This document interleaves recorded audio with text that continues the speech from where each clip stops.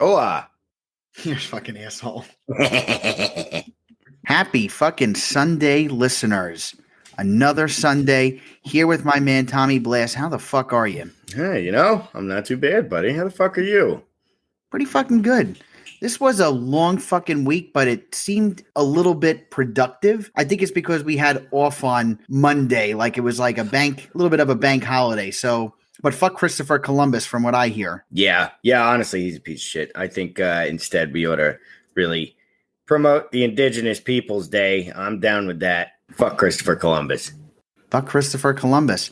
So, sorry, the fucking dogs already started going. It's like they know I'm on the fucking microphone and they just bark now. Well, that's what they do. Fucking dogs, man. I tell you, my dog has recently started a thing where if I'm on the phone, she has to go out of her way to be as annoying as possible. Like if I'm on the phone and I have the phone up to my ear, she'll just climb up like on my shoulder and try and drive her head in between the phone and my ear. Like, no, motherfucker, you got to pay attention to me. Maybe their barks are just fuck. It's possible. The word fuck is really interesting. George Carlin did a skit on the word fuck, on all the different meanings of that word. Fuck has so many meanings. It's crazy. I mean, shit has a few meanings, but fuck has a lot of meanings. It's true. Yeah. It's a noun. It's an adjective like, you stupid fuck. Go get fucked. You're a fucking piece of shit. There's so many ways of the word fuck and how it can be used. Yeah. I think it's one of the most versatile words in the English language. Do you remember when you were younger and fuck was a very serious word? Like when you thought of that word in your head, it's like the worst of words. Like it is the worst word. Yep. Yeah, I remember when it was the only word late at night that they would refuse to ever say on TV, and anything on HBO that said it really stood out. Like, whoa, like this station isn't fucking around. They got some serious curse words floating around here. It's like a serious word. It was a serious word because it was just, you can't say it. And it gets you an R rating. You could have a movie that's very serious and it's a great topic, but I think the rule is if you say fuck more than twice, it automatically becomes rated R. PG-13 has a couple of interesting ratings. There's language where you can say fuck once, and then you say fuck twice. That's where you get brief, strong language in a PG-13 movie when you say it twice. So the King's Speech is a good example, actually. Is it? The King's Speech was just a regular movie, but there's that scene where he says fuck a bunch of times. And that really is what gave that movie an R rating. Yeah, Planes, Trains, and Automobiles. That's another one. Remember when Steve Martin goes to the airport and he just flips out and says fuck like 20 times? Yeah. Otherwise, that was a pretty tame movie, but I guess that one scene decided that was what made it rated R. And it was it just seemed like it was a shocking word, but really everything else, it was tamed way back when. Shit's one of those words that you could say in a PG movie or a PG-13 movie, but it was still like, hey, you can't say that. And it's like with parents too. When you're younger, it's almost like they allowed you to say shit occasionally during a week. If you said shit once, it's like, all right, we'll give you that and it's okay. But God forbid you said fuck. Yeah. That was a big problem. And it's in music too. You get the parental advisory sticker when you say fuck a lot. It's not even the content of what's in the music, but when you curse too much, like Blink-182, they had that the album that All the Small Things were on. I had to get approval from my mother to buy that, but really the song wasn't, or the CD really wasn't that bad. They say fuck under 10 times in that album, but they did. Yeah. And they were like, bad for doing it. It's like, oh, wow, that's shocking. They said fuck a couple of times in the whole CD. Now music it doesn't matter. Fuck's become such a normal word. It doesn't even seem like it's shocking that we've said it this many times on the podcast already. Like, when we first started doing our podcast, we said fuck here and there, but it was never shocking. And I'm sure listeners right now aren't really shocked that we've said that word several times already. Yeah, it's very much, I think, kind of fluidly found its way in just casual conversation these days, which I think is maybe maybe for the better, but it also, it's good that we don't necessarily have words that we're like afraid of, I suppose. Like sort of the sanctimony surrounding it is kind of gone. And I think that's always a good thing. But at the same time, it leaves you wanting for another word, a word that takes its place that's just as bad, And which I think there are words nowadays that are like that. But again, the one thing I'm really trying to say here is that fuck is like no longer the F word. I feel like if somebody slipped up and said fuck somewhere, you're not going to have somebody go, yeah, he slipped and said the F word. That people will be more like, he slipped up and said fuck in the meeting. No one's going to say anymore, he slipped up and said the F word. He wrote the F word in the email. No, he wrote fuck in the email. We've kind of, as a society, have accepted the word fuck and have incorporated it in everyday communication. We say it.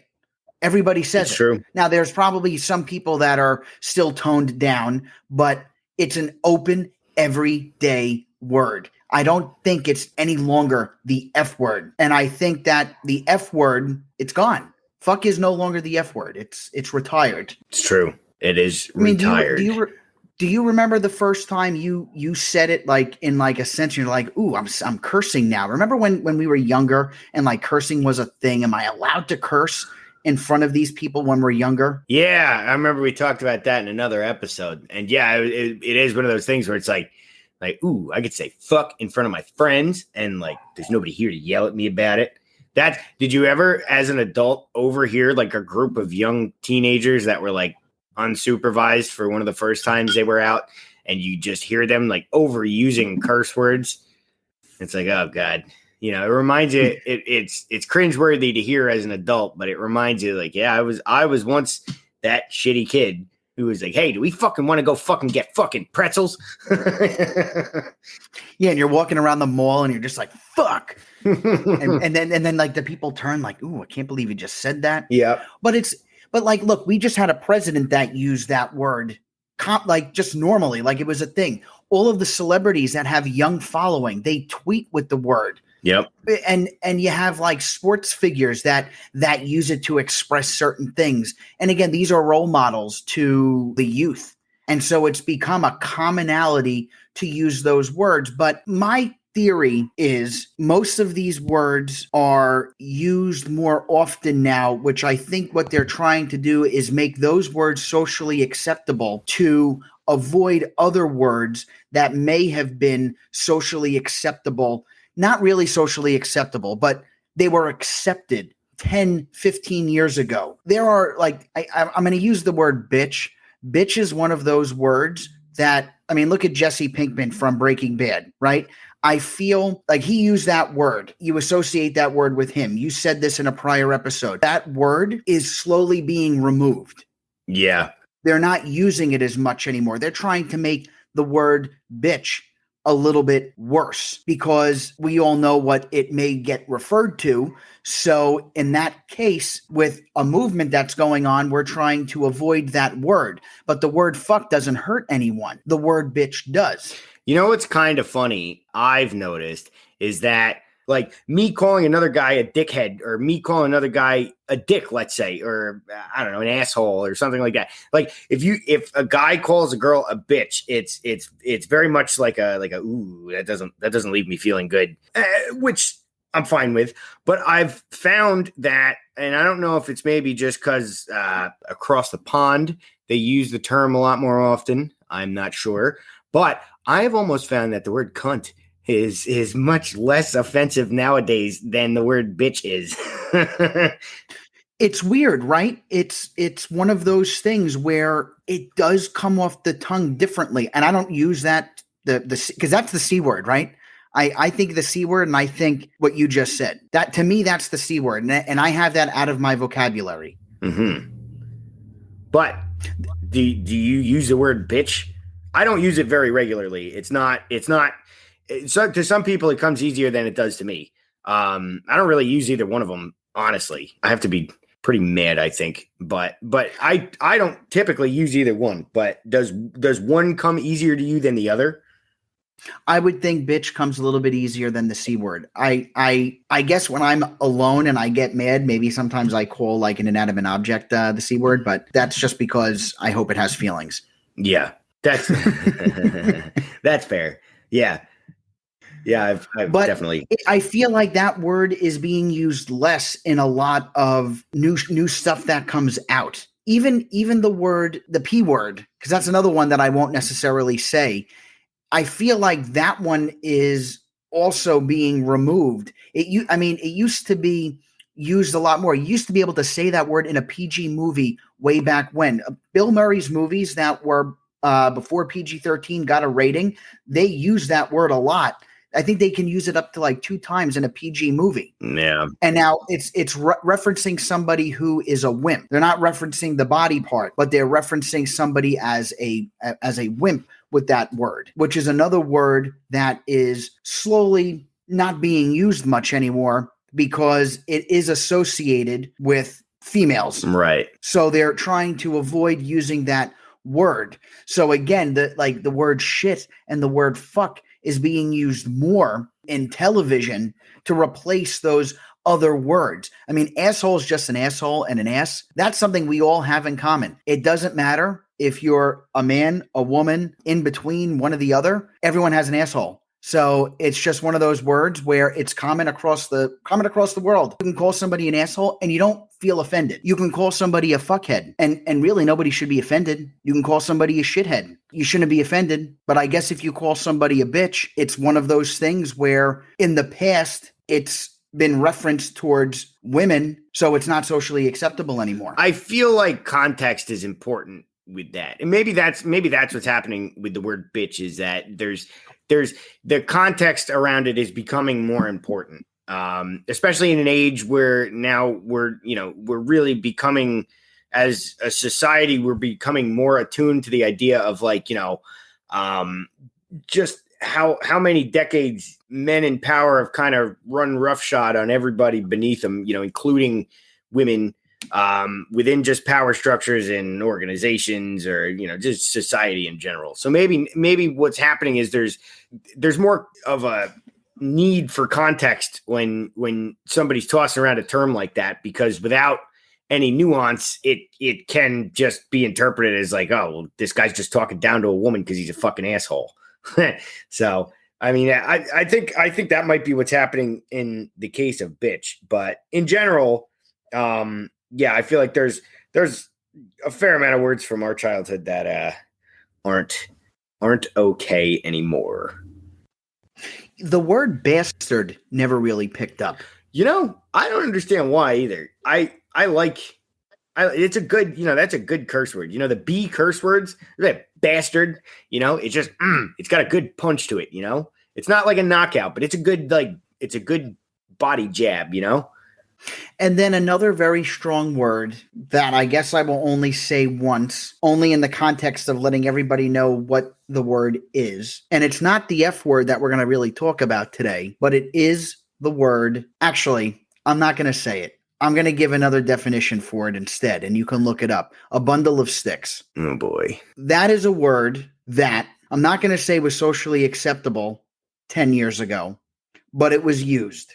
It was a word that I think a lot of people used, not even in a derogatory way towards someone who was a homosexual. It was just the word that was used. Well, it's funny. It kind of was synonymous with bitch. No, I mean, like when we were kids anyway. I know, for example, like if like me and my friends were teasing each other or something like that, and that word came about. Yeah, it was usually synonymous with bitch. Like, usually because somebody didn't want to do something stupid that we were trying to put them up to. One could say that the word bitch goes to a lady, or I don't know how to actually say it without sounding like a schmuck.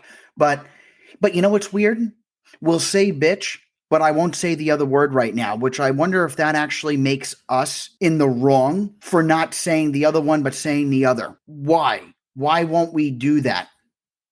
And it's almost like we're being sexist for not putting it in the same category, which makes me think I've called people bitches before, and I've apologized after I called somebody a bitch. I was angry at the time, and yes, I've called people a bitch, but I've apologized. And I've called people the other thing, and I've apologized. And you know, the F word that I'd like to talk about today is called forgiveness. I've apologized and I was forgiven because in the context that I was in, I was angry. I was in a fight, argument, and I said those things. And I did apologize to said individuals. And the inspiration a little bit for this show, Tom, I know I kind of like threw this one on you last minute, was not Roger Goodell, but John Gruden. He was the coach for the Las Vegas Raiders. I am a huge fan of John Gruden. I've liked him since I first started watching football. He won the Super Bowl for the Tampa Bay Buccaneers. Then he stopped coaching and he was a Monday Night Football announcer. And then he got a really big contract with the Raiders. I'm not going to say he got fired, but one could say he got fired. He resigned because a chain of emails came out with coarse language from an email in 2010. Now, I will say, first off, shame on you for writing that in a work email. Work emails are a work email. They're not your personal email. I can agree with the part that he was using that derogatory language in a work email. We also touched on this. It's like a throwback to all of our other shows. Have you ever written an angry email? I mean, how many times have you written an email and you're like, fucking motherfucker, this, and that, blah, blah, blah. And then you're like, you know what? I can't really write that. I've never done that, but I can understand why somebody would. I certainly have done that with text, I suppose. It's an angry text. Yeah. I think an email is the same sure. thing because you're writing it. I had to think about that for a second, but yeah, I know that. Yeah, sometimes you got to type it out. You just got to let it flow, and then before you hit, you just have to have that little bit of foresight that just stops you from hitting send, and you have to just take a breath and be like, okay, like, is this really what I want to try and convey right now? And sometimes it's like, yeah, fuck you, and you hit the button. But sometimes it's like, okay, all right, let's take a step back from the ledge here and see what we can edit. That email was written 11 years ago. 11 years ago, Tom, you and I were in, I think, well, I was going to say we were in college. Yeah. Well, maybe 11 years ago we were.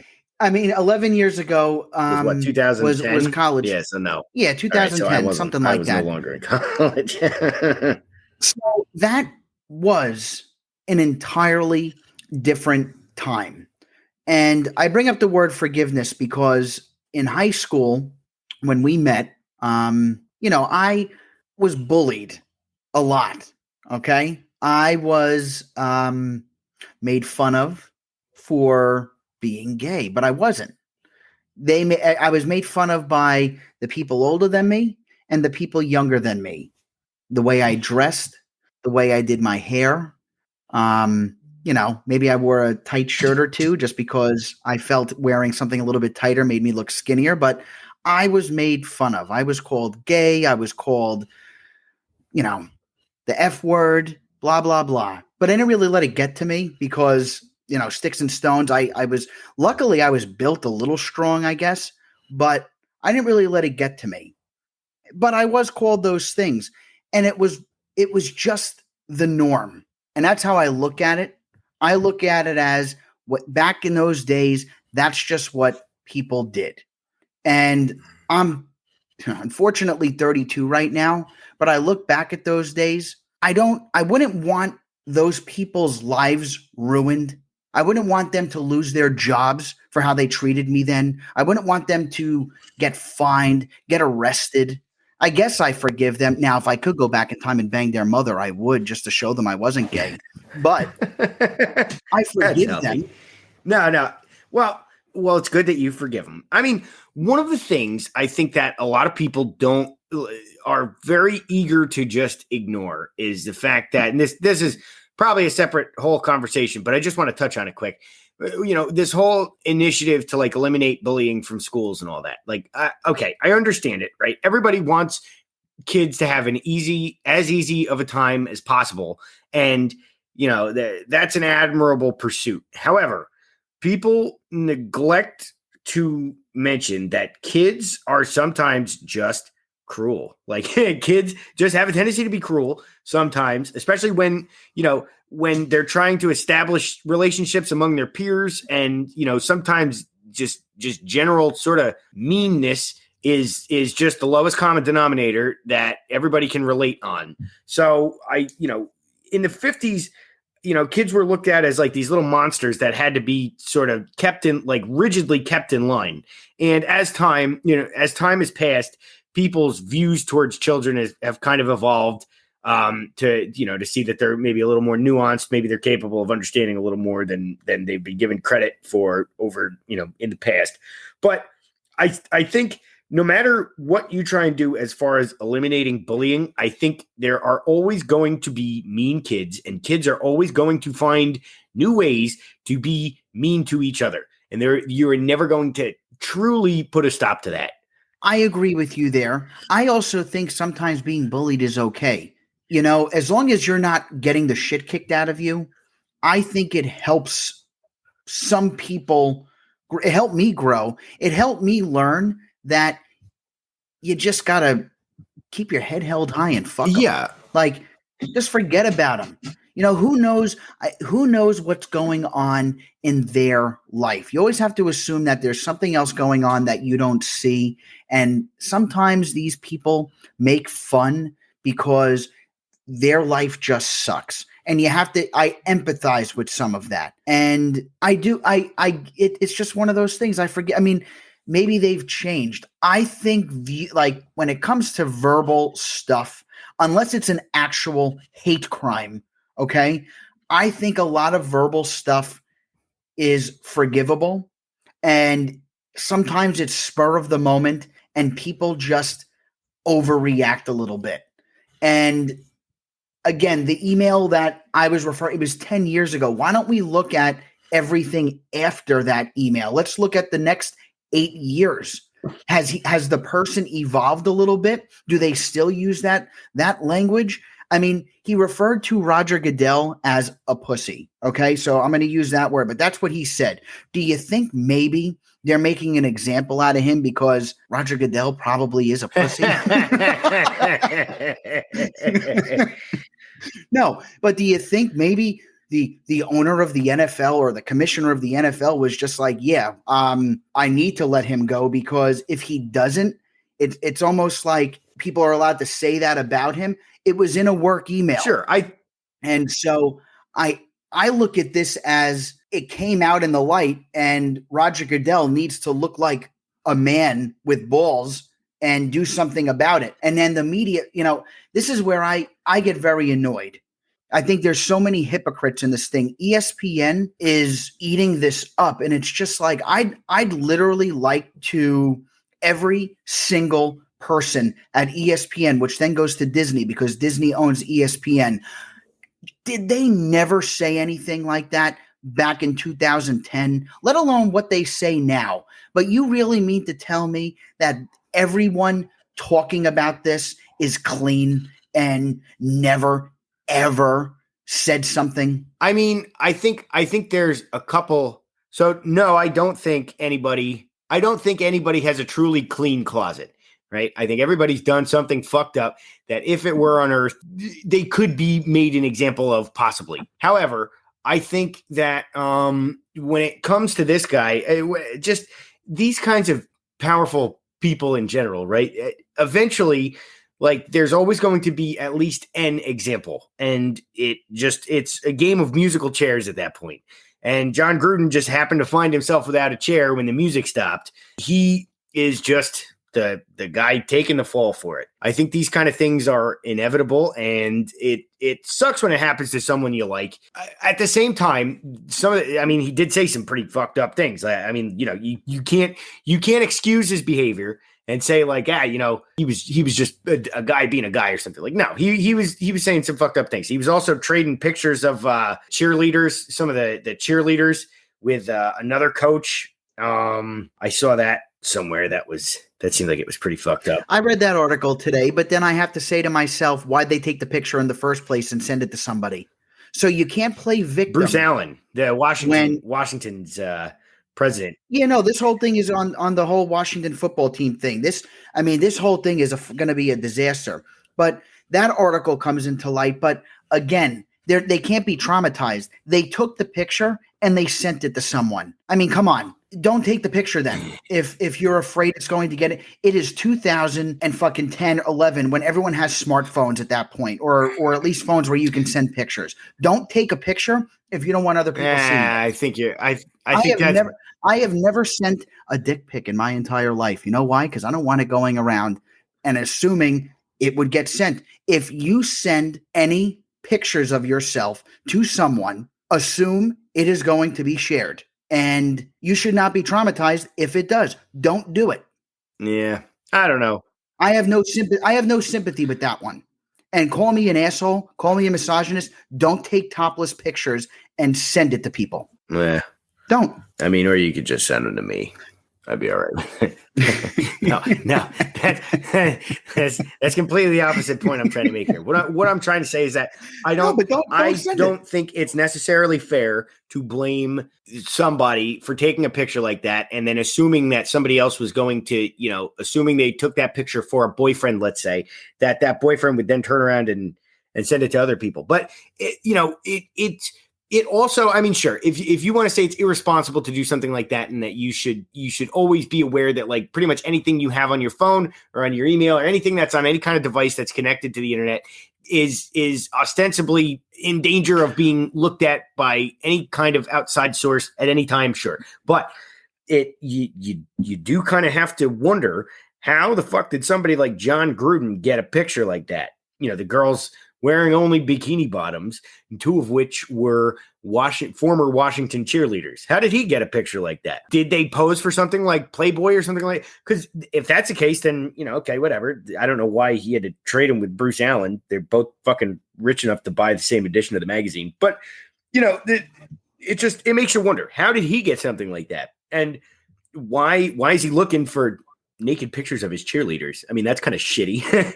And why did he have them? But if anybody's going to sympathize them, if anyone's going to sympathize them, they need to sympathize Anthony Weiner too, because he sent the picture thinking that it would never be released, and it did. And he became a mockery and a joke. Yeah. So because he's a guy, he can be a mockery and a joke. And these girls, now it came to light, they are allowed to play victim. I think that's a little bit of a hairy comparison there. Anthony Weiner was a politician, first off, which politicians are. Is that a pun intended, by the way, or no? I'm not sure. Well, yeah. So Anthony Weiner is a politician, which makes him held to a higher standard than, say, a cheerleader, first off. Second of all, let's not forget that I think Anthony, that's fucked up. You're saying that you're saying that a cheerleader is not as important as a politician. I'm not saying sure every single cheerleader is more important than. I'm saying a cheerleader doesn't have to take a public oath to uphold. No. There's I'm not saying cheerleaders are not important. I'm saying that a politician is held to a standard, right? A cheerleader standard is to maintain cheer, I guess. But a politician is supposed to be trusted with, information and things like that, and to effectively rule. And if he's sending out naked pictures of himself while his wife is Huma Abedin, who I don't care what anybody says, Huma Abedin is an amazing woman, and I think she deserved much better than Anthony Weiner. Second thing is, though, we also cannot forget Anthony Weiner took the pictures of Anthony Weiner's wiener while his kid was next to him in a bed. The kid was in the picture while Anthony Weiner's got his hand on his hog. Like, what the fuck are you doing, man? And listen, Huma Abedin, if you are listening, please reach out to Tom. He would love to take you out to dinner. If Huma Abedin reached out to me, I think I would actually die. But all right. So, anywho, at what point does stuff you've said 10 years ago go away? And again, the Tampa Bay, who a team that has Tom Brady, like I root for Tampa Bay, they like stripped stuff away from John Gruden because of all this stuff. And they just hired Richard Sherman on whatever position he plays. And he literally has like domestic assault from like less than a year ago or something. How do you, it's almost like words now are worse than actions. Sure. No, I absolutely do agree that we as a society could do a much better job policing, what things people are held accountable for and to what extent. Definitely there is room for lots of improvement there. But, as far as seeing an NFL coach lose his job because he was saying a bunch of shitty things and is part of it maybe personal from Roger Goodell himself being like, oh, you call me a pussy, huh?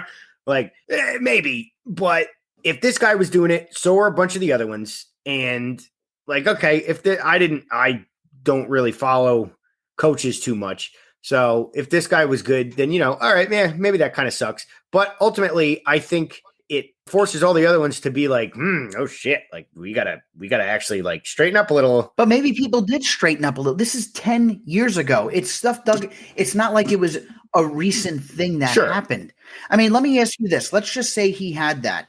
At what point are people actually allowed to have revelations about themselves and become a different person?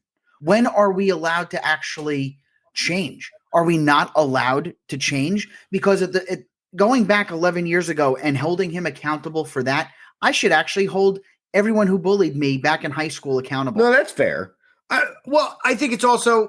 But I don't. You know why? Because honestly, not that I care anymore, but I guess I forgive them. They're probably all if they knew, I don't know. I'm honestly okay about it. I'm not fucked up at all. But if somebody apologized to me now, I'd be like, okay, thanks. Very cool.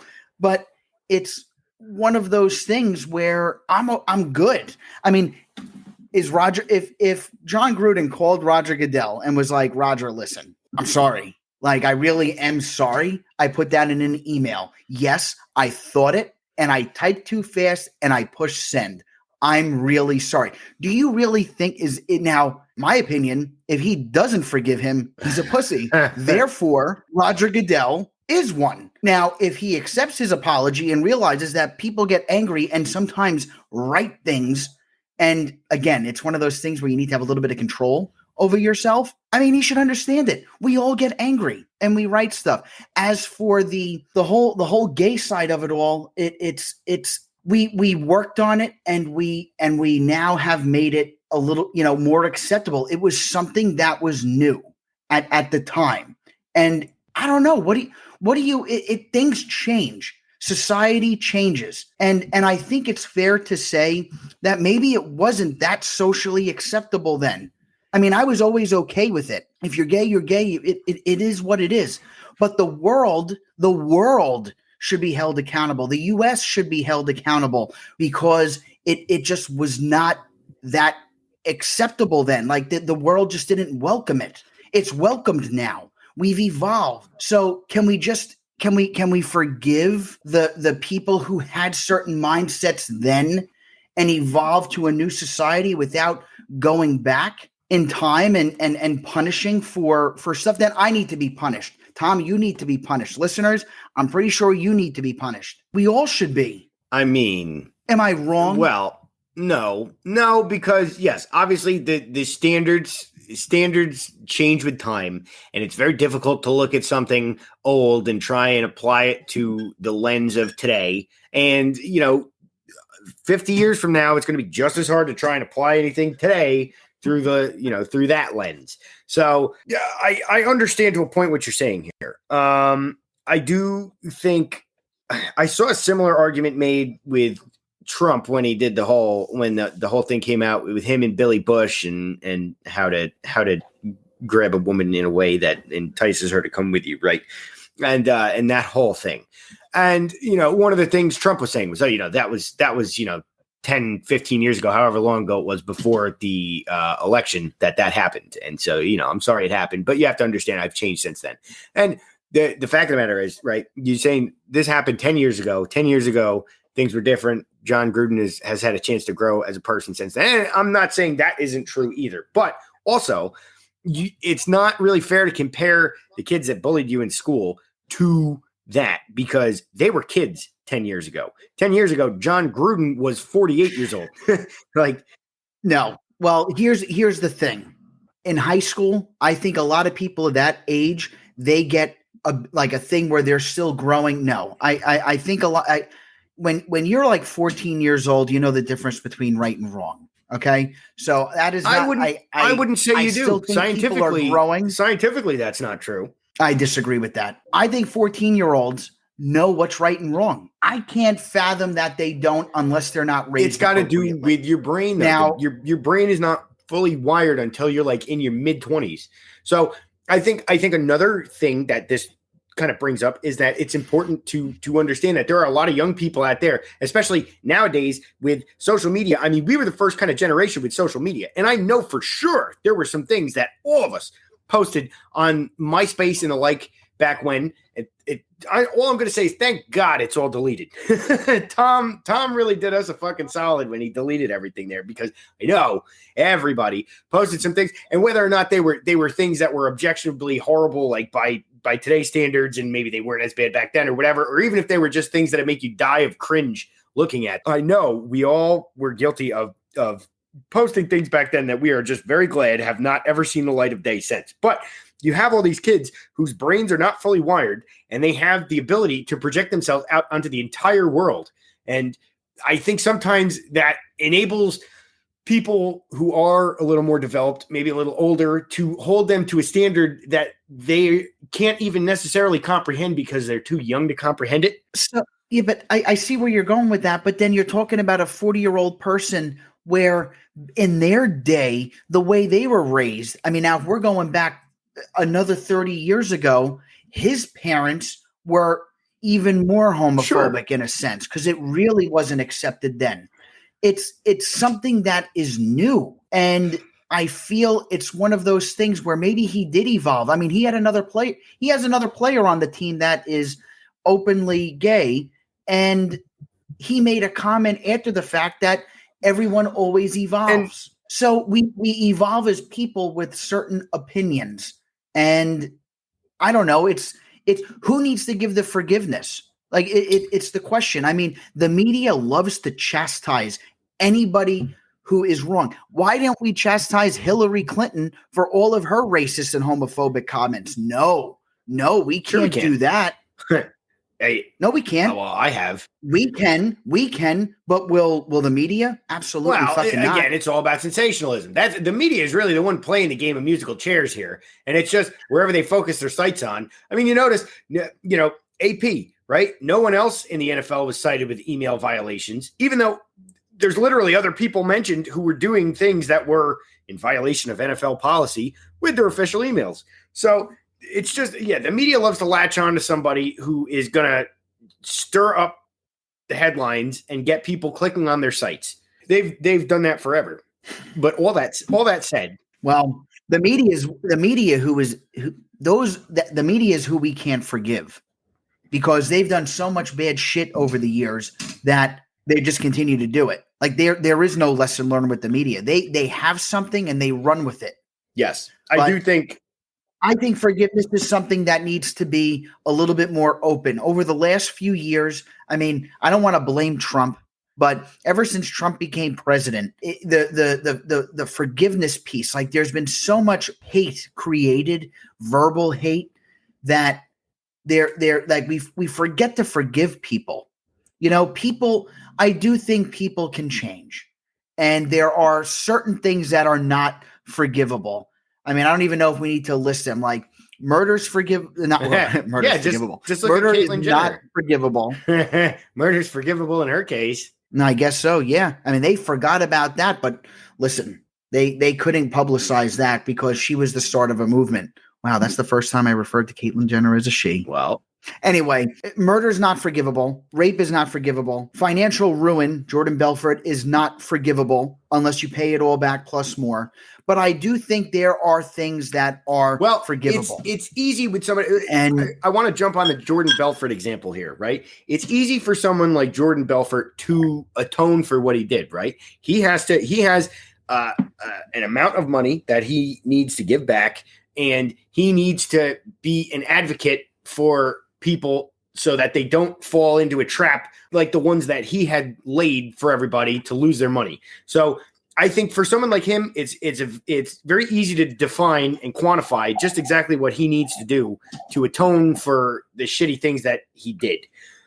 for somebody like John Gruden, for example, what do you do to make amends for that? I mean, he resigned, which is kind of to be expected. Well, that's the question. But it was, again, you go back 10 years. Is everybody that made a homophobic slur or used a racial, slur, are we all supposed to say, hey, we made it, we said this back in the day, we are so sorry, but we did, is everyone just supposed to come out in the open and say something, or are we allowed to just personally evolve?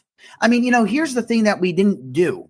We didn't actually ask certain communities, hey, I got caught and, I am very sorry. But yes, I said those things because then I didn't care. I said it. But as a person, I've changed over the years, and I don't use that. I don't use that language or those slurs anymore. I mean, look at everything else that I've done. I mean, I am sorry for what I said. And if they don't, and at that point, are you going to get forgiven or are you not? Do you want me to quit? It's just, again, I look at it for myself. I've moved on from what people said about me. I moved on from it. Why am I going to dwell on it? I just don't care. I mean, what is it? What do you think if someone said, Chris, I'm so sorry I called you all those things back then? Imagine looking at him and go, yeah, you really fucked up my life. Like, yeah, I mean, yeah. I mean, what you did really messed it up. Now listen, I'm sure there are cases of extreme bullying where it might not be forgivable. And these people really messed up other people's lives and they don't know it. But maybe they do need to atone for that. I mean, if you got, I don't know, it's a thing. And some people, it's either, I think we need to new parents and the world needs to be open to moving on and teaching forgiveness. I feel like rather than trying to be sympathizers, we need to work on forgiveness and atonement and open to just getting past what we need to get past. How do we take this country that is so divided and just be like, let's move on? Because everyone is being taught to not forgive. So it's like a reversal, because forgiveness was a thing back then. People could forgive. And now the way the media is teaching it, because remember, when news articles are written, it's like written as like a lesson for the world, and it's punishment. Why are we teaching punishment for something that someone did wrong? Maybe we need to teach forgiveness, and let's figure out a way to move on from this so it doesn't happen again. I think that's what we need to do. I feel like it's something that we need to come together, which, let me tell you, politics and media don't want people coming together. You know that. But maybe we all need to come together and figure out how we can move on and forgive. Well, I mean, I do think that there are plenty of people out there who have made mistakes, and those mistakes should not define them. So I agree. I think ultimately there are lots of transgressions a person can make for which they should be able to be forgiven and sort of demonstrate some kind of personal growth that should allow society to give them another chance, I guess. I can think of a few examples of people who have done that. I know, like, I forget exactly what happened, but Jonah Hill said something shitty one time, and he apologized for it. And it comes down to the sincerity of the apology, I suppose. I remember, and I don't even remember what he did, and I don't even feel like bringing it up because it's not important. What's important is that he did something shitty. He apologized for it. Everybody kind of looked at his apology and was like, yeah, see, this is exactly what you're supposed to do. He didn't try and fluff around it or anything. He was like, yeah, you know what? I fucked up. And it was very much unlike a lot of the PR written apology letters that were coming out during that time. And, it was obvious that he was the one who wrote it. And he said, like, yeah, look, I fucked up. I'm an idiot. I'm sorry. And I'll do better. And then nothing ever came of it again. And like, look at him now. Like, he's doing fine. So I think there is a way to move on from it, but it's it is hard in an age where, something like the news media doesn't necessarily care about getting the story straight. They care about what's going to get them the most clicks and what's going to sell the most magazines. And so that the sensationalism is in sort of uncovering it, finding the smoking gun and pointing the finger at whoever fucked up, and not necessarily about them afterwards when they're dealing with the aftermath of it, and they're like, yeah, you know what, I really am sorry about that. I fucked up real bad, and I'm not going to do that again. I don't necessarily care about that part.